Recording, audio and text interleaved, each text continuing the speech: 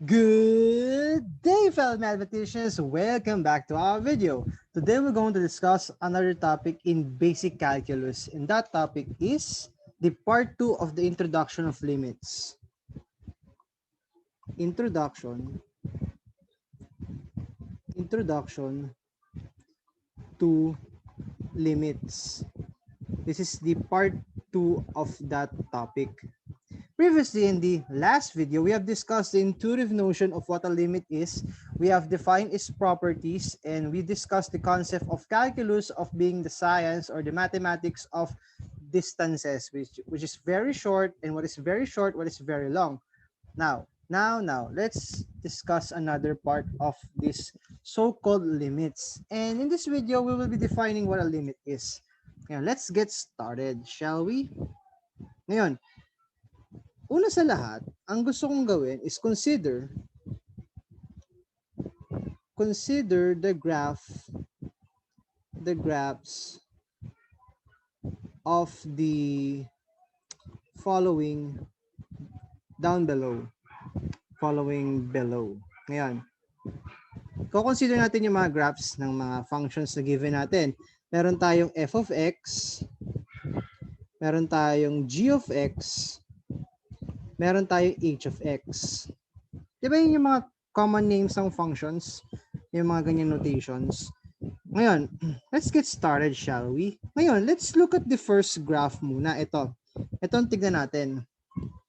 Consider the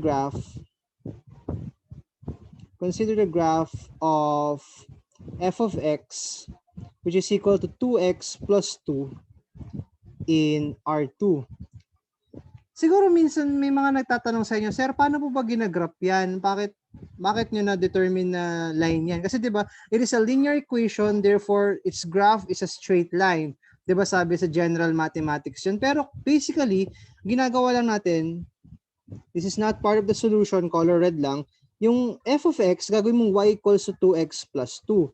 Yung independent variable, ito. This is the independent variable.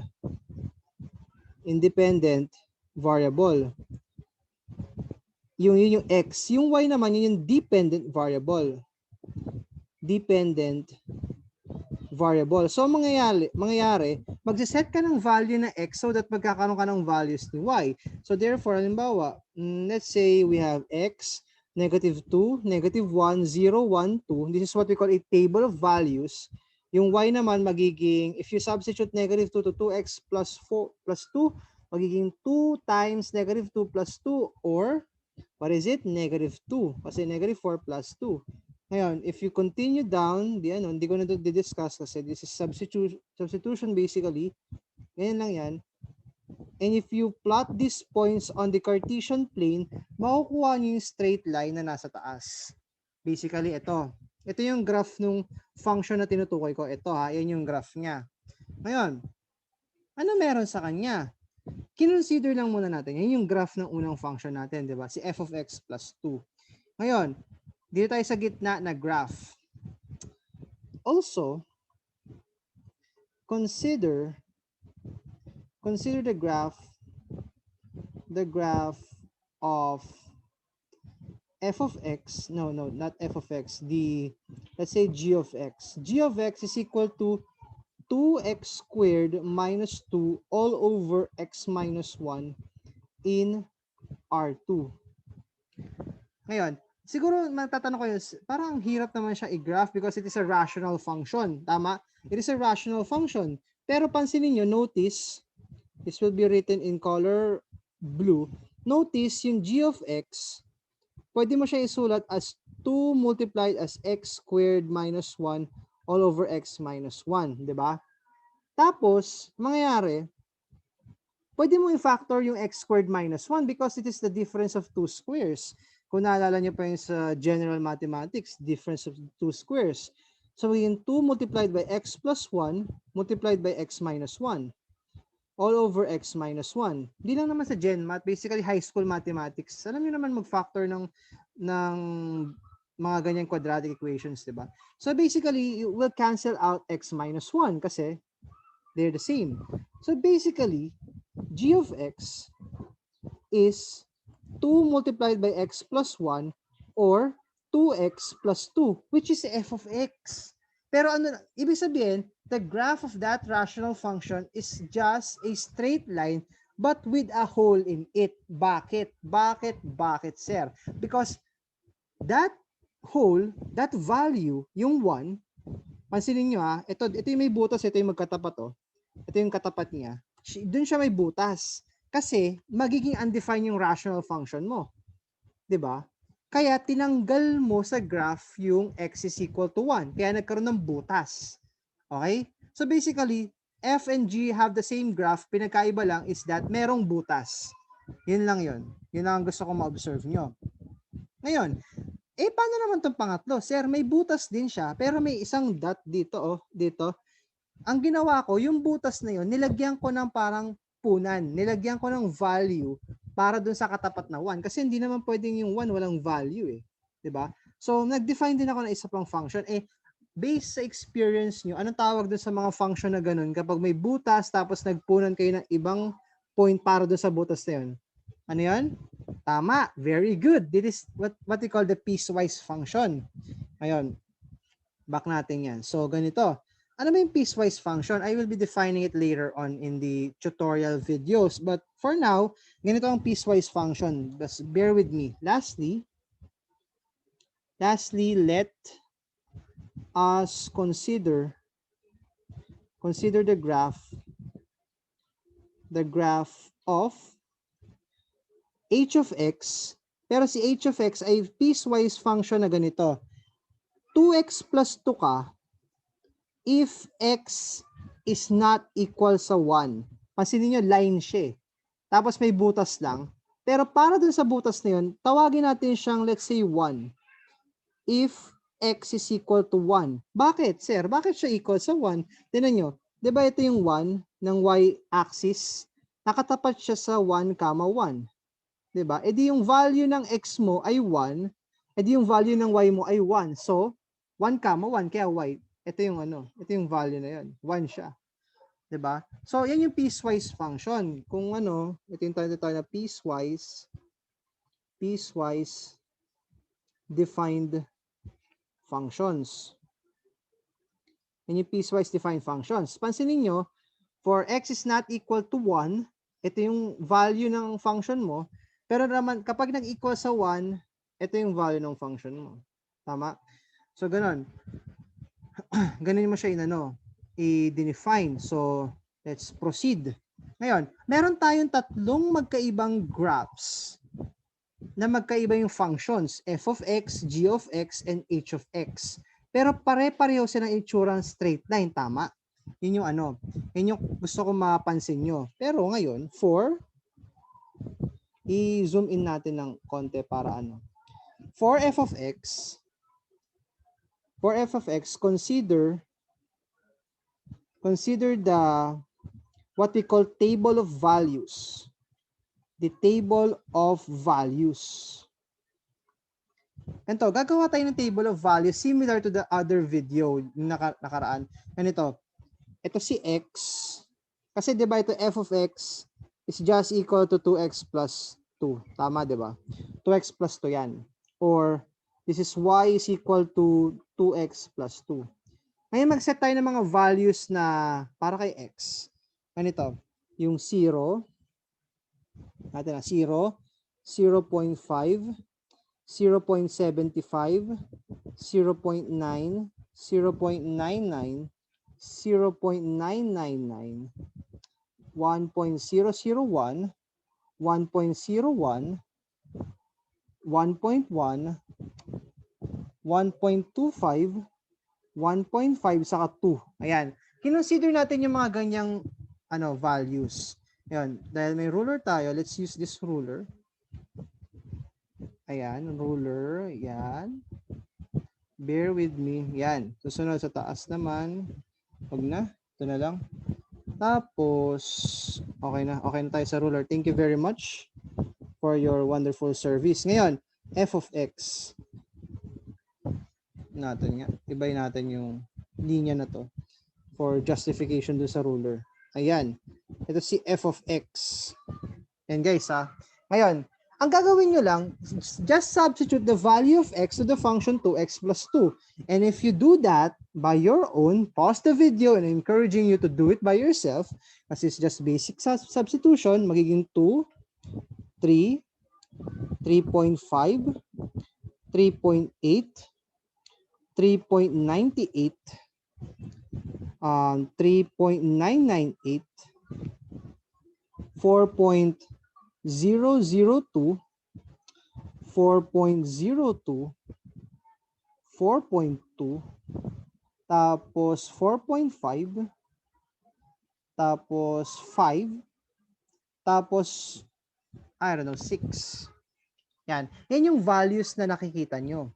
Diba? Yan yung values. Ngayon, isang question na pwede natin makuha dyan sa table of values na yan.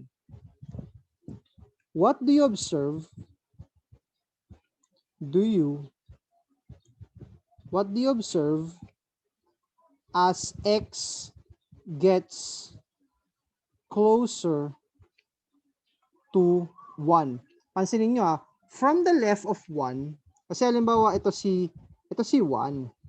Ito yung nasa left. Pansinin nyo, as x gets closer to 1, it gets closer to the number 4. Correct? And ito yung from the left.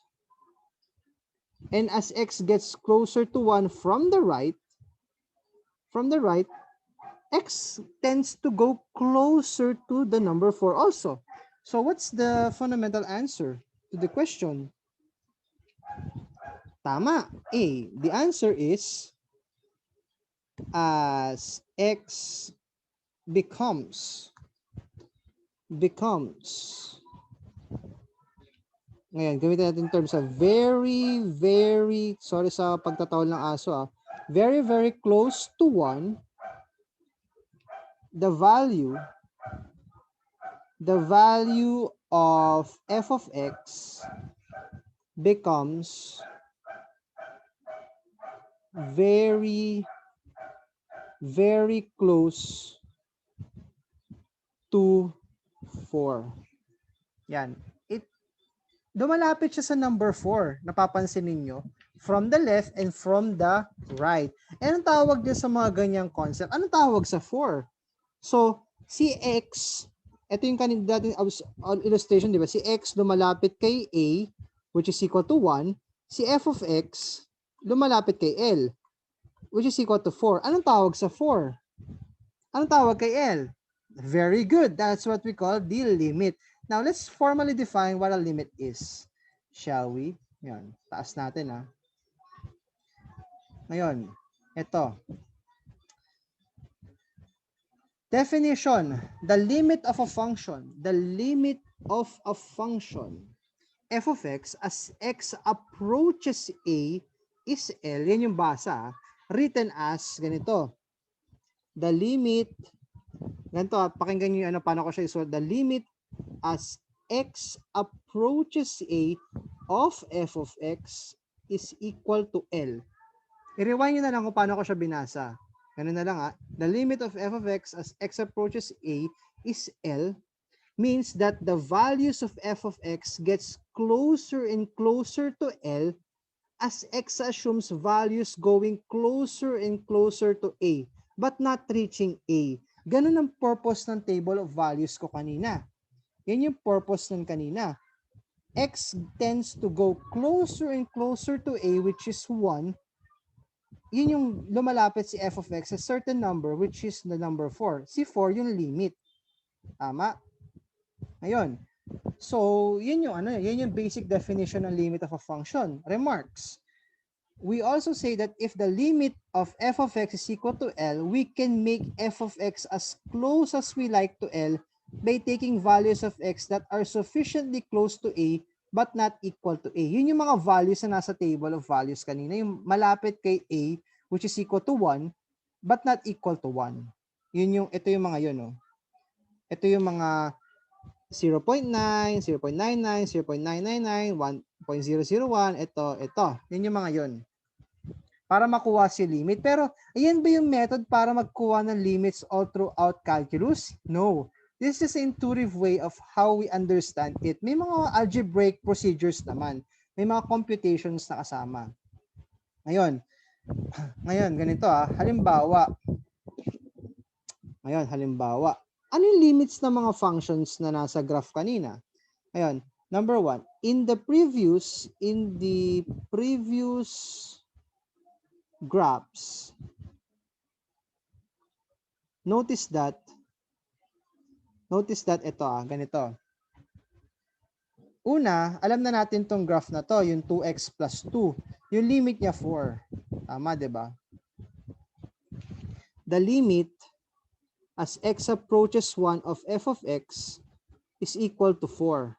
Tama? Kasi yun yung nasa table of values din kanina. Paano naman yung limit as x approaches 1 of f of x is equal f of x tuloy, rather g of x. What is the limit of g of x? Di ba si g of x ay si f of x lang pero tinanggalan mo lang ng may butas lang siya. So basically, ganun lang din siya kasi nakuha nyo, na-obtain nyo si 2x plus 2. So, what is the point? The point is 4 din yung limit niya. And that goes the same for the limit as x approaches 1 ng h of x. Kasi pare-pareho lang sila na itsura ng graph, basically. Diba? Tama, diba? Ngayon, ganito ano susunod natin gagawin? But notice,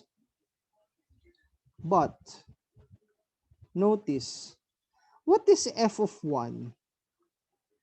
Anong f of 1? Di ba ang value mo ay 2x plus 2? So 2 times 1 plus 1 ay plus 2, which is just equal to 4. Tama? It's just equal to 4. Ngayon, what is g of 1? G of 1 is basically, sino? Basically, kapag, di ba sabi ko kanina dito sa g of x na to, si x dapat ay hindi mag-equal sa 1 kasi undefined ka. Kasi di ba rational function yan. So, g of 1, basically, wala siyang equal sign, does not exist.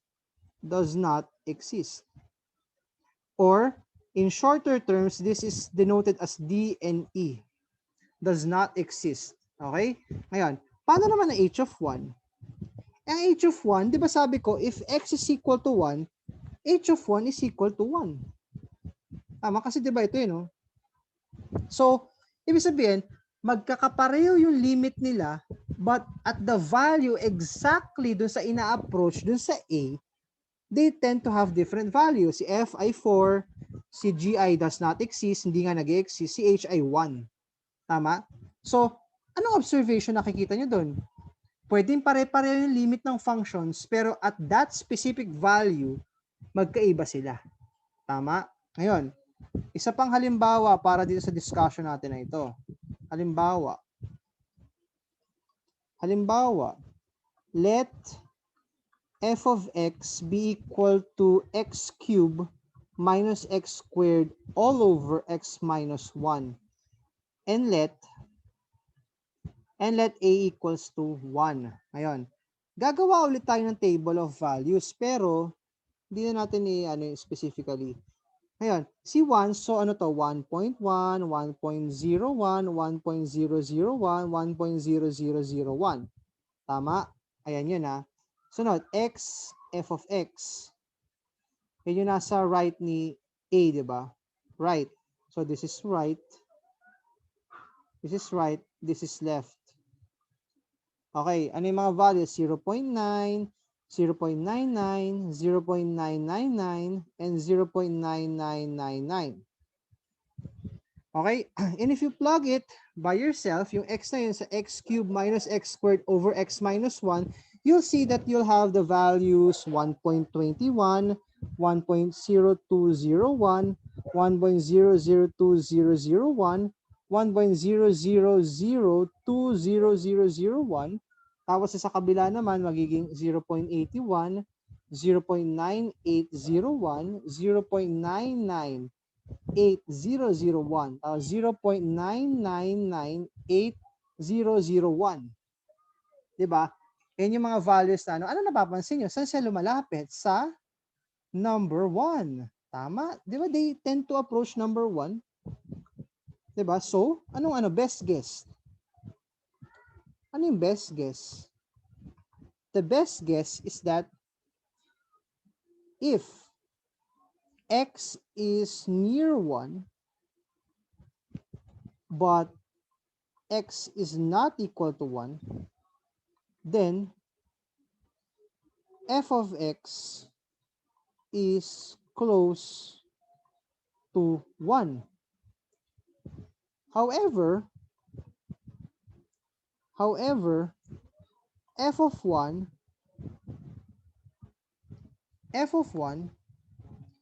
is not even defined,